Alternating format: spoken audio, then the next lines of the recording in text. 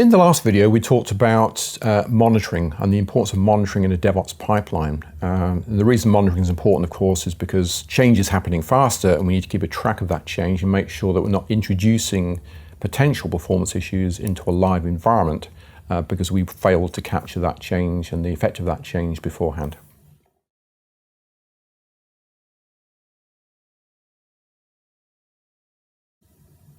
Data movement challenges organizations because the fact that the data is so critical. Organizations are very nervous, and DBAs particularly are very nervous about any kind of data movement because there is the propensity there for data to become corrupt, to lose data, to lose the integrity of the data, the consistency of the data as you're moving it from A to B. And moving it from A to B is important because otherwise, if you have all of your data in one single database, you don't have that data copied somewhere, then you've got a single point of failure. So if that database goes down, that's it, that's your business is down. So it is important to do that, but I think companies are concerned about it because of the risk of something bad going wrong.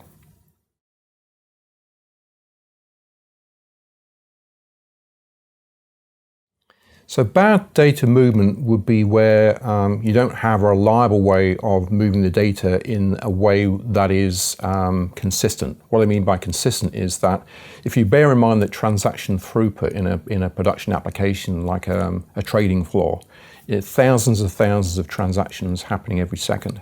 So even if one of those is wrong and you end up with corrupt data, then you've basically got a mistrust in the whole system. That's part of the problem as well, is trust. How can I trust that whatever system I deploy is not going to cause any problem? Because I can't afford any problem whatsoever, because the downside is I'm going to have an outage, and that could cost me thousands of pounds every minute that the system is down.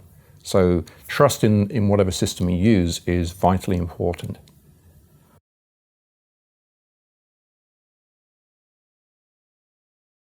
Signs of bad data movement are where you've not got a reliable way to move data to another environment in a safe and effective way. What I mean by that is that you've got to think about reconsistency, moving data in a way which is immediate, so that whoever is using, remember that target database that you're moving that data to may be being used by somebody else. If you take, for example, an offline reporting database, which has been set up for the simple purpose that an analyst team who needs to generate reports at the end of the month, you don't want to have them put a lot of excessive load on your mainline database. So what you do is you create an offline reporting database to which those analysts would connect to and use the data there, thereby taking the load off the main system. The problem with that is that you have to have exactly the same data in that reporting database as your mainline database. Bear in mind you've got thousands of transactions every second. That's a big challenge.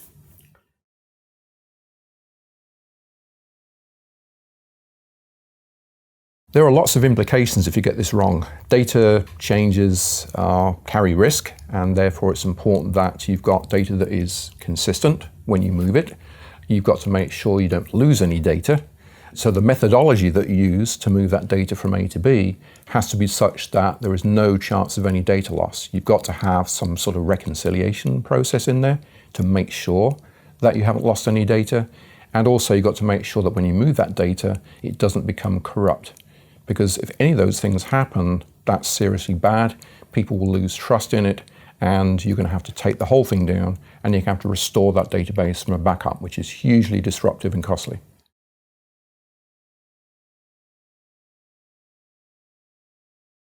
In order to begin a replication or think about moving to a target database for data movement, for replication or whatever it is, think about what the use cases are that you need to solve. Is it that you need to move data from A to B in order to have a reporting instance?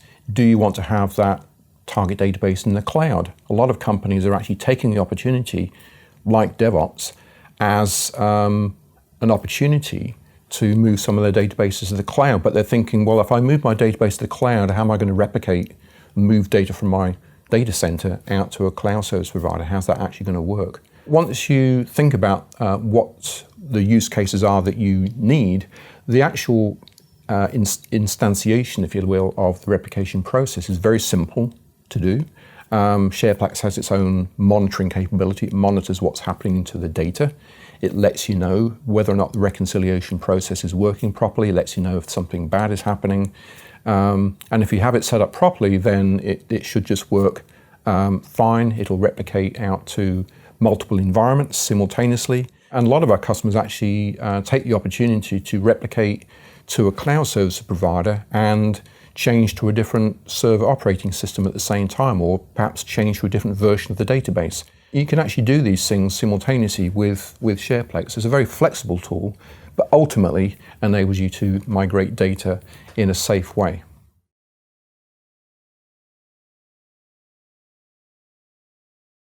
An example of a customer success story where they used SharePlex was actually in the case of a cloud migration. And this is a very popular use case these days as companies think about reducing their data center costs by moving to a cloud service provider. And therefore, data movement is an important aspect of making that migration happen. And this was an advertising agency in China. They were looking at trying to figure out how to actually move their data and their databases up to the cloud, and they had actually factored in a downtime into their operations to actually do this manual migration. And I think it was something like 97 hours of planned downtime, and it was going to cost them around about $20,000 per hour. So you're talking about hundreds of thousands of dollars of money, company's money, while this thing happens. That's assuming everything goes right. They haven't factored in what happens if something goes wrong in that migration process. That was unaccounted for.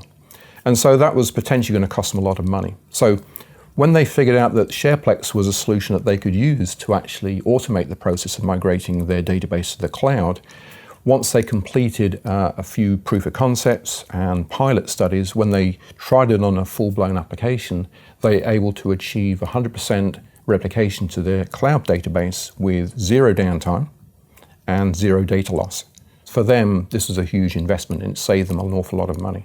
In the next video, we're going to wrap everything up. So we're going to go through the key points that we talked about in the previous videos, and then do a wrap up and mention a couple of next steps that you can take in order to get started. Find out where you can go on our Quest website to discover more and learn more about how to get involved.